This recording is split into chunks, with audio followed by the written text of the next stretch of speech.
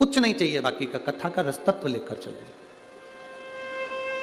हम तो आपको ना लड्डू दे सकते हैं, ना पेड़ा दे सकते हैं, ना तुम्हारे लिए कोई गाड़ी लगा सकते हैं, ना घोड़ा लगा सकते हैं। हम तो केवल ये कथा बाँचने का बाबा की कृपा से बाँच रहे हैं, वो बचवा रहा है। हनुमान जी महाराज सुन रहे हैं, सरकार ने बुला लिया, महाराज जी ने, हनुमान जी ने महाराज जी को प्रेरणा दी, उन्होंने ये कथा करवाई। आज पूरा ददरवा याज्ञवल्क्य बाबा से एक प्रश्न राजा जनक जी ने कर दिया, मनुष्य किसकी रोशनी से देखता है? ये राजा जनक जी ने याज्ञवल्क्य बाबा से प्रश्न किया कि मनुष्य किसकी रोशनी से देखता है? याज्ञवल्क्य बाबा ने कहा मनुष्य सूर्य की रोशनी से देखता है। तो राजा जनक जी ने कहा सूर्य अस्त हो जाता है, इसके बाद किसकी रोशनी से देखता है? याज्ञवल्क्य बाबा ने कहा चंद्र की रोशनी से देखता है। चंद्र की रोशनी भी अगर बादलों में ढक गई, तारों में ढक गई, तो फिर किसकी रोशनी से देखता है? याज्ञवल्क्य बाबा ने कहा कि अगर कोई घने जंगल में चले गया, चंद्र भी ढक गया, तब वो श्रवण की रोशनी से देखता है। जैसे पूरे जंगल में अंधेरा ही अंधेरा छाया हो, तो कहीं से आवाज आती है तो व्यक्ति की दृष्टि वहां जाती है। कहीं किसी ने ताली बजाई अंधेरे में तो व्यक्ति की दृष्टि वहां जाती है। कुछ नहीं दिख रहा, तब किसी ने चुटकी बजा दी तो व्यक्ति की दृष्टि वहां चली गई। याज्ञवल्क्य बाबा ने पहले कहा मनुष्य सूर्य की रोशनी से देखता है, सूर्य अस्त हो जाए तो चंद्र की रोशनी से देखता है, चंद्र भी अगर डूब जाए तो श्रवण की रोशनी से देखता है।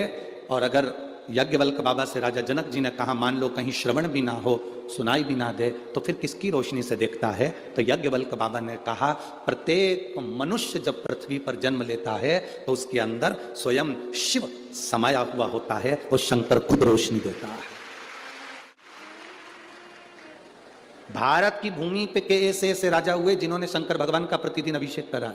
राजा जनक जी शिव जी का रोज अभिषेक करते थे, राजा दशरथ जी शंकर भगवान का रोज अभिषेक करते थे। आप खुद रामचरितमानस को अपने घर पर जाकर पढ़ना, जब कैकेयी ने वर मांगा 14 वर्ष के लिए राम वन जाने लगे, तब दशरथ जी की आंख में आंसू थे, तब उन्होंने भगवान शंकर को, भगवान शंकर के मंदिर तक पहुंचना, भगवान शिव के द्वार तक जाना, भगवान शंकर की चौखट तक पहुंचना।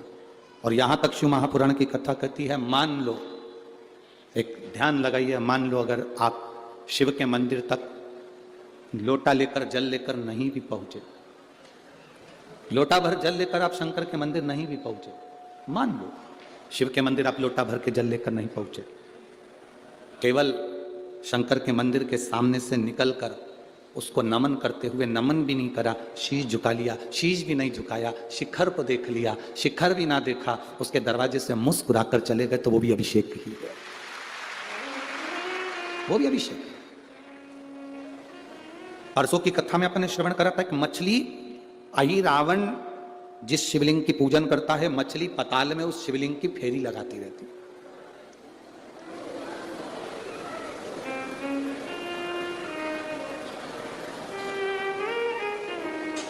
मछली शिवलिंग की फेरी कर रही है, उसके आसपास घूमती रहती है। शंकर भगवान ने कितनी बड़ी कृपा कर दी कि शंकर भगवान ने उस मछली का पेट भरने के लिए, उदर तृप्ति के लिए उसने आराधना करी, तो उसके घर में जो संतान हो वो बड़ी बलवान हो और उसको कुछ राजपद मिले। तो हनुमान जी के शरीर का पसीना उस मछली को दे दिया और मछली का गर्भ ठहर गया था और मकर ध्वज उत्पन्न हो गया। एक बार हनुमान जी महाराज के पोते,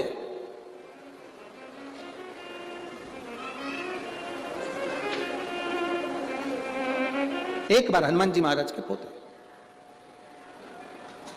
अब हनुमान जी महाराज के पोते मोरध्वज, मकर ध्वज का बेटा, हनुमान जी महाराज के पोते ने एक बार श्री हनुमान जी महाराज के सामने खड़े होकर एक प्रश्न कर दिया। और जितने बच्चे अपने मां बाप से प्रश्न नहीं करते, उससे ज्यादा प्रश्न अपने दादाजी से करते हैं। मोरध्वज के दादाजी हैं श्री हनुमान जी महाराज। इसीलिए कई लोग हनुमान जी को दद्दा भी कहते हैं, दादा भी कहते हैं। आप लोगों ने सुना है कि नहीं सुना? कई लोग हनुमान जी को कहते हैं भैया दादा की कृपा है, दद्दा की कृपा है, भगवान की कृपा। एक दिन मोरध्वज ने, हनुमान जी के पोते ने हनुमान जी से प्रश्न कर लिया था, मकर ध्वज के बेटे ने। मोरध्वज को मालूम पड़ा कि मेरे दादाजी हनुमान जी हैं। मोरध्वज ने मकरध्वज से कहा, पिताजी मुझे मेरे दादाजी से मिलना है। मोरध्वज पूछ कर अपने पिताजी से दादाजी को ढूंढने के लिए निकल गया। अब मोरध्वज को यह नहीं मालूम था कि उसके दादा भगवान राम की भक्ति में कितने लीन रहते, भगवान राम में डूबे रहते। मोरध्वज अपने दादाजी को ढूंढने के लिए निकला और ढूंढते ढूंढते ढूंढते ढूंढते मोरध्वज थक गया। हनुमान जी नहीं मिले, दादाजी नहीं मिले। तब आखिरी में मोरध्वज अपने दादा को ढूंढते ढूंढते ढूंढते ढूंढते जब थक गया, बनते ये मोड़ जो दूल्हा दुल्हन के सिर पर बांधा जाता है, इस मोड़ का मतलब होता है कि तुम्हारी जिंदगी में अब शादी होने के बाद एक अलग से मोड़ आने वाला है, और उस मोड़ के आने पर तुम संभल कर चलना तो तुम्हारी जिंदगी सार्थक हो। हमारे यहां मोड़ का विसर्जन भी बड़े अच्छे से करा जाता है। किसी कुएं में या खड्डे में मोड़ को नहीं डाला जाता, पवित्र नदी के अंदर मोड़ का विसर्जन किया जाता है। हमको तो लगता है यहाँ के लोग, तो मुझे लगता है कि आपके नजदीक की जो पवित्र नदी हो, आप लोग उसी में विसर्जन करते हैं। जैसे चंबल माता में ले जाकर विसर्जन कर देते होंगे, करते हैं आप लोग, जाते हो मोड़ विसर्जन करने के लिए। तो दूल्हा दुल्हन के सिर पर मोड़ बांधा जाता है, जो हमारी एक जिंदगी में भी अविरलता का मोड़ उत्पन्न कर देता है, सुख अनुभव करा देता है। और मोड़ का काम क्या है कि वो विजयता भी देता है। अब मकरध्वज का पुत्र मोरध्वज, मोरध्वज ने हनुमान जी को ढूंढना चाहा, नहीं मिले। ढूंढते ढूंढते ढूंढते ढूंढते मोरध्वज आखिरी में माता अंजना के पास पहुंच गए। पर दादी थी अंजना माता, पर दादी। पूछा, दादी मां, ए दादी मां, एलईडियां चालू करिए, एलईडियां चालू करिए, पीछे की एलईडियां चालू करिए। मां, ए दादी मां। दादी मां तुरंत अंजना माता ने पूछा, क्या बात है, क्या होगा?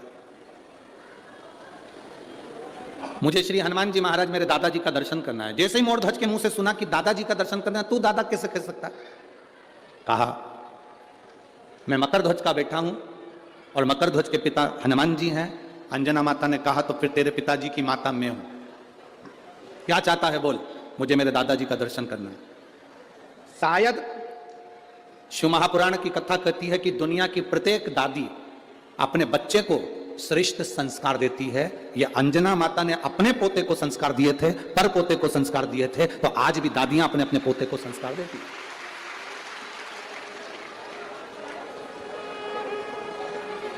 एक मां भले बच्चे को कुछ भी सिखा दे, एक पिता भले अपने बच्चे को कुछ भी सिखा दे, पर जो घर की बुजुर्ग दादी होती है, जो घर की बूढ़ी मां होती है, वो बच्चे को श्रेष्ठ संस्कार देती है। और निवेदन है आपसे, ध्यान रखना अपनी जिंदगी में, बच्चों को कार दिलाओ ना दिलाओ, बच्चों को प्रॉपर्टी दिलाओ ना दिलाओ, बच्चों को गाड़ी दिलाओ ना दिलाओ, बच्चों को कार दिलाओ ना दिलाओ, पर शिव महापुराण की कथा कहती है कि बच्चों को संस्कार जरूर दिलाना, जिससे तुम्हारी जिंदगी सार्थक हो सके, तुम्हारा जीवन सुखमय हो सके, तुम्हारी जिंदगी में सार्थकता उत्पन्न हो सके, तुम्हारा जीवन सार्थक हो सके।